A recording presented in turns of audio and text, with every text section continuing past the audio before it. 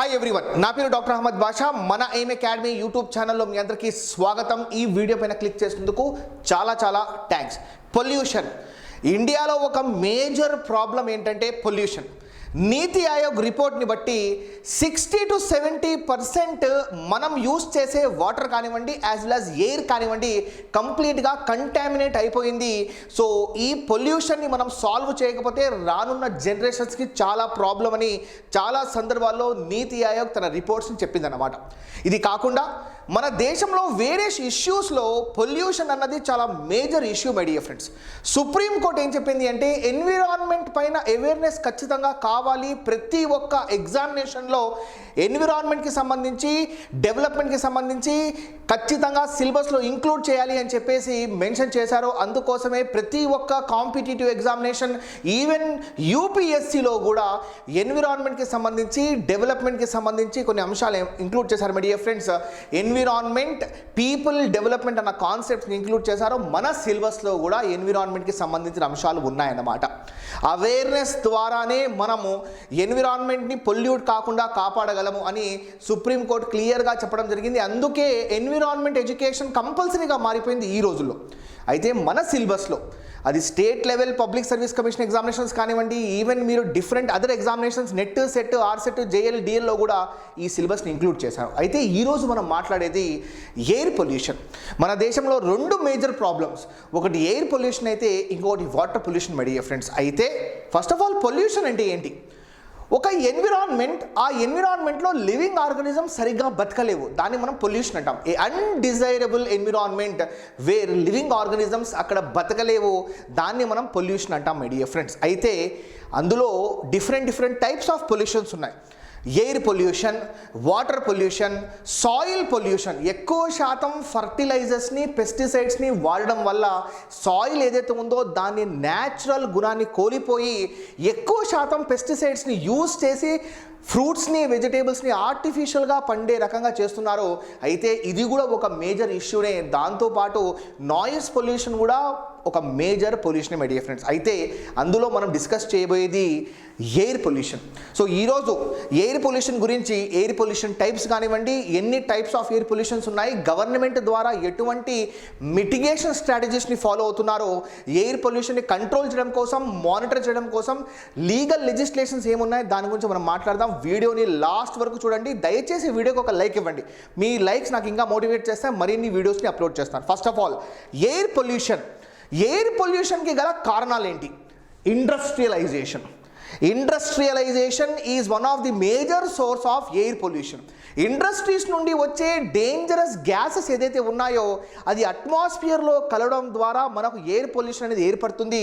ఇది కాకుండా డిఫరెంట్ వేరే సోర్సెస్ ఏదైతే ఉన్నాయో ఆ సోర్సెస్ వచ్చేసి కమర్షియల్ వెహికల్స్, ఇంకా మనకు పబ్లిక్ వెహికల్స్ కానివ్వండి, ట్రాన్స్పోర్టేషన్ చెప్పచ్చు. ఇది కూడా ఒక major source of air pollution my dear friends.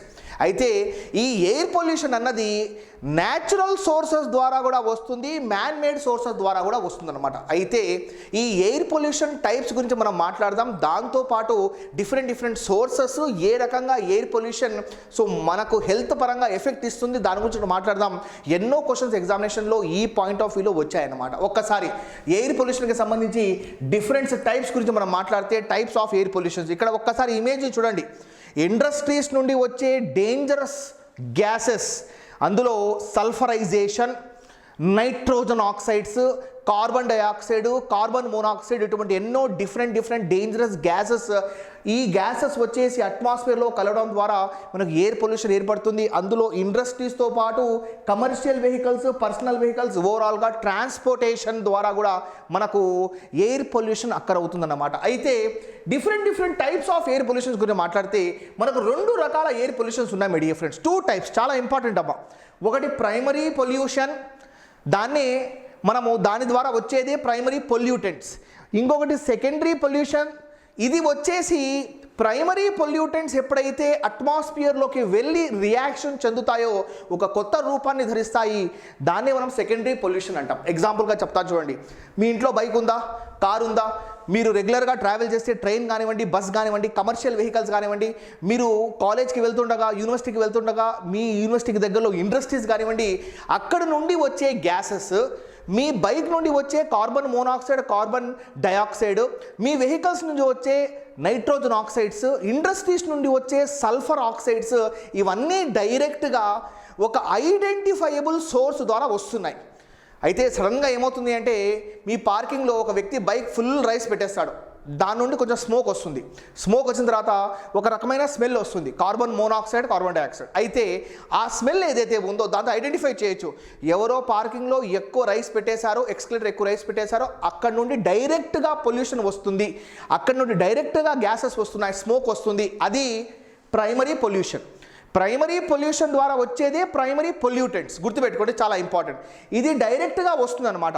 అయితే ఈ పొల్యూటెంట్స్లో carbon dioxide, carbon monoxide, sulphur oxide, nitrogen oxides, particulate matter, so ఇవన్నీ ఉంటాయి మై డియర్ ఫ్రెండ్స్. ఇవన్నీ ప్రైమరీ పొల్యూటెంట్స్ అట్మాస్ఫియర్లోకి వెళ్ళి రియాక్షన్ చెందుతాయి.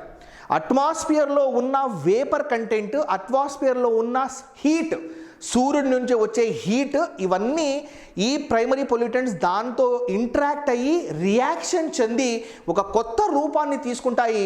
ఆ కొత్త రూపాన్ని మనం సెకండరీ పొల్యూషన్ అంటాం. ఇది డైరెక్ట్గా ఇది వెళ్ళి అట్మాస్ఫియర్లోకి ఒక కొత్త రూపాన్ని తీసుకుంటే దాన్ని మనం సెకండరీ పొల్యూషన్ అంటాము.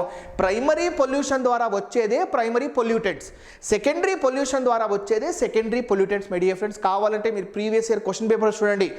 నేను మీకు అష్యూరెన్స్ ఇస్తున్నాను, 30 నుండి 40 క్వశ్చన్స్ పొల్యూటెంట్స్ మీద అడిగాడు, కేవలం పొల్యూటెంట్స్ మీద అడిగాడు.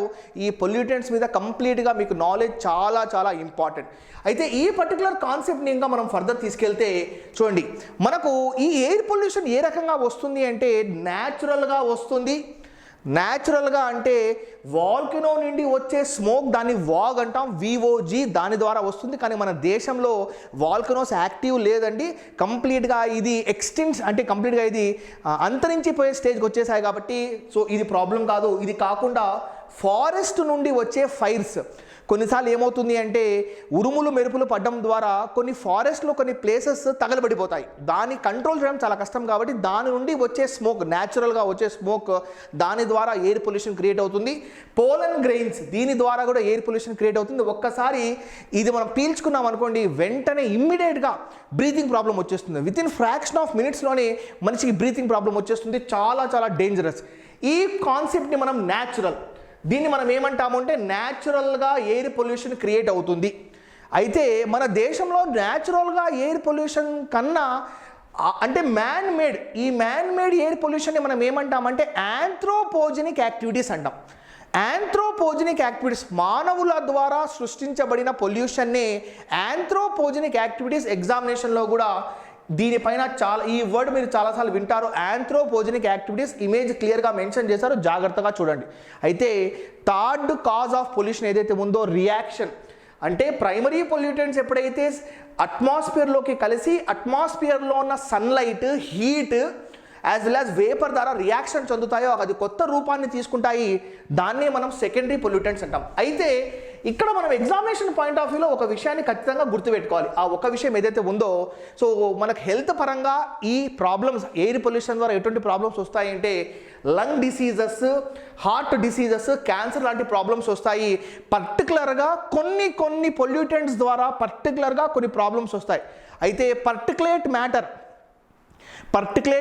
2.5 చాలా ఇంపార్టెంట్. ఎంత ఇంపార్టెంట్ అంత డేంజరస్ హ్యూమన్స్కి కూడా. పర్టికులేట్ మ్యాటర్ 2.5, పర్టికులేట్ మ్యాటర్ 10, ఈ రెండు గుర్తుపెట్టుకోండి మై డియర్ ఫ్రెండ్స్, చాలా ఇంపార్టెంట్. ఈ రెండు రెస్పిరేటరీ ప్రాబ్లమ్స్ని క్రియేట్ చేస్తాయి. బ్రీతింగ్ ప్రాబ్లమ్స్ని క్రియేట్ చేస్తాయి. ఒక హెల్తీ పర్సన్ కూడా ఆస్తమాని క్రియేట్ చేస్తాయి. అయితే ఇవన్నీ మనం పీల్చడం లేదా అంటే 100% ఇవన్నీ మనం పీలుస్తున్నాము. ఇది స్లో పాయిజన్గా వర్క్ చేస్తుంది. అయితే ఇనీషియల్ స్టేజ్లో ఉన్నాము. మనకు ఎయిర్ పొల్యూషన్కి సంబంధించి సెంట్రల్ పొల్యూషన్ కంట్రోల్ బోర్డు ఒక వార్నింగ్ కూడా ఇచ్చింది. ఇండియాలో ఎయిర్ కంప్లీట్గా పర్టికులేట్ మ్యాటర్ 2.5, పర్టికులేట్ మ్యాటర్ 10తో నిండిపోయింది. దీన్ని కనుక కంట్రోల్ చేయకపోతే రానున్న రోజుల్లో చాలా ప్రాబ్లమ్స్ వస్తాయి. అయితే ఎయిర్ పొల్యూషన్ ఏదైతే ఉందో ప్లేసెస్, ఇండోర్ పొల్యూషన్ మోర్ డేంజరసా, అవుట్డోర్ పొల్యూషన్ మోర్ డేంజరసా అని ఎవరైనా మిమ్మల్ని క్వశ్చన్ అడిగితే నేను మీకు 5 సెకండ్స్ టైం ఇస్తున్నాను, మీరు ఆలోచించుకోండి. ఇండోర్ పొల్యూషన్ మోర్ డేంజరసా, అవుట్డోర్ పొల్యూషన్ మోర్ డేంజరసా అని. ఇదే క్వశ్చన్ మనకు సివిల్ సర్వీసెస్ ఎగ్జామినేషన్లో కూడా అడిగాడు. సో ఇండియాలోనే టాప్ మోస్ట్ ఎగ్జామినేషన్స్లో అడగడంతో పాటు నెట్ లెవెల్ ఎగ్జామినేషన్లో కూడా అడిగాడు. ఇండోర్ పొల్యూషన్ అన్నది చాలా డేంజరస్ అవుట్డోర్ పొల్యూషన్ని కంపేర్ చేసుకుంటే. ఇది వాస్తవం. ఎందుకంటే మనం ఇంట్లో యూజ్ చేసే సిలిండర్ చూడండి మై డియర్ ఫ్రెండ్స్, 90% మన దేశంలో పొల్యూషన్ వచ్చేది ఫాజిల్ ఫ్యూయల్స్ ద్వారా.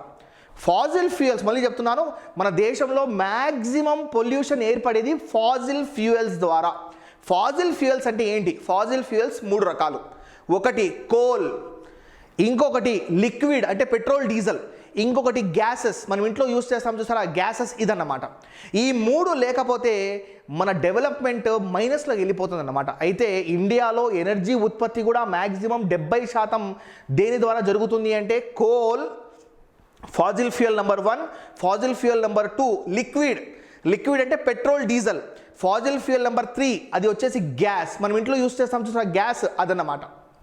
అయితే ఇంట్లో యూస్ చేసే గ్యాసెస్ కానివ్వండి, ఇంట్లో ఎక్కువ శాతం మనం ఉండడం ద్వారా మనం రిలీజ్ చేసే కార్బన్ డైఆక్సైడ్ కానివ్వండి, యాజ్ వెల్ యాజ్ మనం వేరే ప్లేసెస్లో ఉండే డిఫరెంట్ గ్యాసెస్ ద్వారా ఏమవుతుంది అంటే మనకు చాలా డేంజర్ ఎఫెక్ట్ పడుతుంది. అన్నిటికన్నా మరీ డేంజరస్ ఎఫెక్ట్ పడే ఒక పొల్యూటెంట్ మన ఇంట్లోనే ఉందండి. అదేంటంటే ఏసీ ద్వారా, రిఫ్రిజిరేటర్ ద్వారా వచ్చే క్లోరోఫ్లోరో కార్బన్. చాలా డేంజరస్ అమ్మ, చాలా డేంజరస్. అయితే మాంట్రల్ ప్రోటోకాల్ 1987 ఏదైతే ఉందో అందులో 100 ఓజోన్ డిప్లీటింగ్ సబ్స్టెన్సెస్, ఓజోన్కి చిల్లు పడుతుంది, దాన్ని అరికట్టడం కోసం సో ప్రపంచవ్యాప్తంగా 1987లో మాంట్రల్ ప్రోటోకాల్ అనే ఒక ప్రోటోకాల్ కన్వెన్షన్లో ప్రపంచ దేశాలన్నీ కలిసి వాళ్ళు ఏం చెప్తారంటే ఒక తీర్మానం పాస్ చేస్తారు. సో 100కి పైగా ఓజోన్ని చిల్లుపరిచే అంటే ఓజోన్ని దెబ్బతీసే ఓజోన్ డిప్లీటింగ్ సబ్స్టెన్స్ని అరికట్టాలి. అందులో టాప్ 5 ప్రపంచంలోనే టాప్ 5 డేంజరస్ పొల్యూటెంట్స్లో అందులో ఒకటి వచ్చేసి మనం ఇంట్లో యూస్ చేసే ఏసీ, ఇంట్లో యూస్ చేసే రెఫ్రిజిరేటర్లో ఇంక్లూడ్ చేసే ఆయిల్ అన్నమాట. దాన్నే క్లోరోఫ్లోరో కార్బన్ అంటాం. అయితే అది చాలా డేంజరస్ అమ్మ. అయితే అది కూడా ఇండోర్లో ఉంటుంది కాబట్టి ఇది కూడా చాలా డేంజరస్ అన్నమాట. So indoor pollution is more dangerous than outdoor pollution. Next పాయింట్కి వెళ్ళిపోదామమ్మ, చాలా ఇంపార్టెంట్ ఇది. అన్ని పాయింట్స్కి రారాజు. ఎయిర్ పొల్యూషన్ చెప్పిన వెంటనే దీన్ని మించిన కాన్సెప్ట్ లేదండి. ఇది మీరు గుర్తుపెట్టుకోవాలి. సార్ మేము మ్యాథ్స్ బ్యాక్గ్రౌండ్ వాళ్ళము, మేము వచ్చేసి ఆర్ట్స్ బ్యాక్గ్రౌండ్ వాళ్ళం, మాకు సంబంధం లేదు అంటే అలా కాదండి. ఖచ్చితంగా గుర్తుపెట్టుకోవాలి. ఈ ప్రైమరీ పొల్యూటెంట్స్ డైరెక్ట్గా ఒక సోర్స్ ద్వారా, ఐడెంటిఫైయబుల్ వెహికల్ ద్వారా ఈ పొల్యూషన్ ఏదైతే ఉందో అట్మాస్ఫియర్లోకి రిలీజ్ అయిపోతాయి. ట్రోపోస్ఫియర్, స్ట్రాటోస్ఫియర్లో ఈ పొల్యూషన్ అంతా అట్మాస్ఫియర్లో స్ప్రెడ్ అయిపోయి దాని తర్వాత అది అట్మాస్ఫియర్లో ఉన్న వేపర్, హీట్, లైట్ ద్వారా రియాక్షన్ చెంది సెకండరీ పొల్యూటెంట్స్గా తీసుకుంటాయన్నమాట. కొత్త రూపాన్ని ధరిస్తాయన్నమాట. దాన్ని మనం సెకండరీ పొల్యూషన్ అంటాం. అయితే primary pollutants carbon monoxide, carbon dioxide, nitrogen oxide, sulphur oxides చాలా డేంజరస్. ఇందులో ఎక్కువ శాతం డేంజరస్ ఏదైతే ఉందో సల్ఫర్ డైఆక్సైడ్. అందుకే మీరు ఎప్పుడైనా అబ్జర్వ్ చేయండి, నెక్స్ట్ టైం మీరు పెట్రోల్ బంక్కి వెళ్ళినప్పుడు ఆ పెట్రోల్ బంక్ వ్యక్తితో లైన్లో నిలబడినప్పుడు మాట్లాడండి. ఈ పెట్రోల్లో లెడ్ ఉందా, ఈ పెట్రోల్లో లెడ్ ఉందా, ఈ పెట్రోల్లో సల్ఫర్ ఉందా, మాట్లాడండి క్యాజువల్గా. ఎందుకంటే మనకు కొన్ని వెహికల్కి సంబంధించి కొన్ని పాలసీస్ ఉన్నాయి. దాన్ని ఏమంటామంటే భారత్ స్టేజ్ స్టాండర్డ్స్ 6 అంటాం. భారత్ స్టేట్, మీరు ఎప్పుడన్నా నెక్స్ట్ పెట్రోల్ బంక్కి వెళ్ళారనుకోండి, అది చూడండి ఖచ్చితంగా BS6 భారత్ స్టేజ్ స్టాండర్డ్స్ 6 అన్నమాట. ఖచ్చితంగా గుర్తుపెట్టుకోండి my dear friends. 6 Bharat stage standards 6 అని కనిపిస్తుంది. అయితే ఇప్పుడు మనం యూస్ చేసేది భారత్ స్టేజ్ స్టాండర్డ్స్ 6 అన్నమాట. దాన్ని బేస్ చేసుకొని పెట్రోల్లో, డీజిల్లో లెడ్ శాతాన్ని, సల్ఫర్ శాతాన్ని తగ్గించేశారు. ఎందుకంటే సల్ఫరైజేషన్ని ఉత్పత్తి చేసే దాంట్లో ఇండియా టాప్ 10 కంట్రీస్లో ఆల్మోస్ట్ నెంబర్ 1లో ఉందన్నమాట. ఎందుకంటే మనం యూస్ చేసే ఇండస్ట్రీస్ నుండి వచ్చే డేంజరస్ గ్యాసెస్ కానివ్వండి, కోల్, ఎస్పెషలీ కోల్ ద్వారా సల్ఫర్ ఎక్కువ వస్తుందన్నమాట. సో ఇదంతా మనకు ప్రపంచ దేశాల ముందు రిపోర్ట్స్ అన్ని ఎప్పుడైతే వచ్చాయో అప్పుడు ఇండియా కూడా కొన్ని మార్పులు చేర్పులు చేసి పెట్రోల్లోని సల్ఫరైజేషన్ తీసేయడం కానివ్వండి, యాజ్ వెల్ యాజ్ ఎనర్జీ ఉత్పత్తి ప్రాసెస్లో కంప్లీట్గా కోల్ మీద ఆధారపడకుండా సో సోలార్ ఎనర్జీకి షిఫ్ట్ కావడం కానివ్వండి, ఇవన్నీ కరెంట్ అఫైర్స్ చాలా ఇంపార్టెంట్ అమ్మా. దీని గురించి కూడా చెప్తాము. అయితే ఇక్కడ ఒక్కసారి అబ్జర్వ్ చేయండి.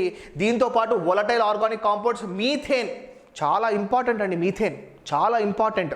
నెక్స్ట్ అమోనియా, ఇది కూడా చాలా ఇంపార్టెంట్. అమోనియా దేని ద్వారా వస్తుంది? ఈ క్వశ్చన్ మనకు ఒక ఎగ్జామినేషన్ అడిగాడు. అమోనియా దేని ద్వారా వస్తుంది? అయితే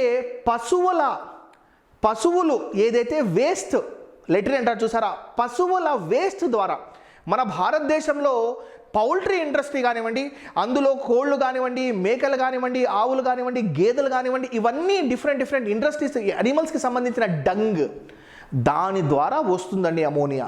అయితే కోళ్ళు ఎన్ని ఉన్నాయి సార్ అని మీరు అనుకోవచ్చు. మన భారతదేశంలో రీసెంట్గా రిలీజ్ చేసిన రిపోర్ట్స్ని బట్టి దాదాపుగా 80 కోట్ల కోళ్ళు ఉన్నాయండి. 80 క్రోర్ కోళ్ళు ఉన్నాయి. సో దానికన్నా అంతే ఆల్మోస్ట్ అదే శాతంలో మనకు మేకలు ఉన్నాయి, కౌస్ ఉన్నాయి, పందులు ఉన్నాయి, డిఫరెంట్ పౌల్ట్రీ ఇండస్ట్రీ ఉంది మై డియర్ ఫ్రెండ్స్. ఇది చాలా ఇంపార్టెంట్. దాని ద్వారా వచ్చేది అమోనియా. అన్నిటికన్నా డేంజరస్ పర్టికులేట్ మ్యాటర్. ఈ పర్టికులేట్ మ్యాటర్ 2.5 రూపంలో, పర్టికులేట్ మ్యాటర్ 10 రూపంలో ఉంటుంది. చాలా ఇంపార్టెంట్. మెర్క్యూరీ, క్లోరోఫ్లోరోకార్బన్స్ ఎక్కడ ఉంటుందమ్మా? ఎక్కడ ఉంటుంది? ఎక్కడా ఉండదు. రిఫ్రిజిరేటర్ అంటే మనం ఇంట్లో యూస్ చేస్తామే ఫ్రిడ్జ్, అందులో ఉంటుందన్నమాట. యాజ్ వెల్ యాజ్ మనకి ఏసీస్లో ఉంటుందన్నమాట. చాలా ఇంపార్టెంట్. ఈ పొల్యూటెంట్స్ అన్నీ డిఫరెంట్ వెహికల్స్ ద్వారా, ఇండస్ట్రీస్ ద్వారా రిలీజ్ అవుతాయి. ఆ రిలీజ్ అయిన పొల్యూటెంట్స్ అన్నీ గాల్లో కలిసి గాల్లో ఒక కొత్త రూపాన్ని తీసుకుంటాయి అన్నమాట. అది sulphur trioxide, smog formation, acid rains ఇలా మారుతుందన్నమాట. యాసిడ్ రెయిన్స్ అంటే మన చర్మం మీద పడితే వెంటనే చర్మం కాలిపోదు, కానీ చర్మం మీద పడితే ర్యాషెస్ రావడము, తెల్లగా మారిపోవడము. యాజ్ వెల్ యాజ్ ఈ యాసిడ్ రెయిన్స్ ఎప్పుడైతే చెట్లు మీద పడతాయో చెట్లు యొక్క ఆకులు రాలిపోయి చెట్లు కేవలం కొమ్మలు మాత్రమే మిగులుతాయి.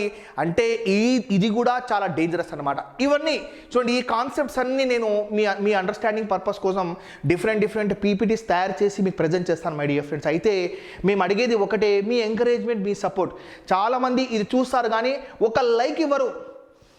ఛానల్ని సబ్స్క్రైబ్ చేసుకొని కామెంట్ సెక్షన్లో సార్ మీ పీపీటీ బాగాలేదు సార్, బాగుంది సార్ ఒక మాట చెప్పరు. చెప్తే ఏమైపోతుంది చూడండి. ఈ రకంగా దయచేసి ఒక లైక్ ఇవ్వండి.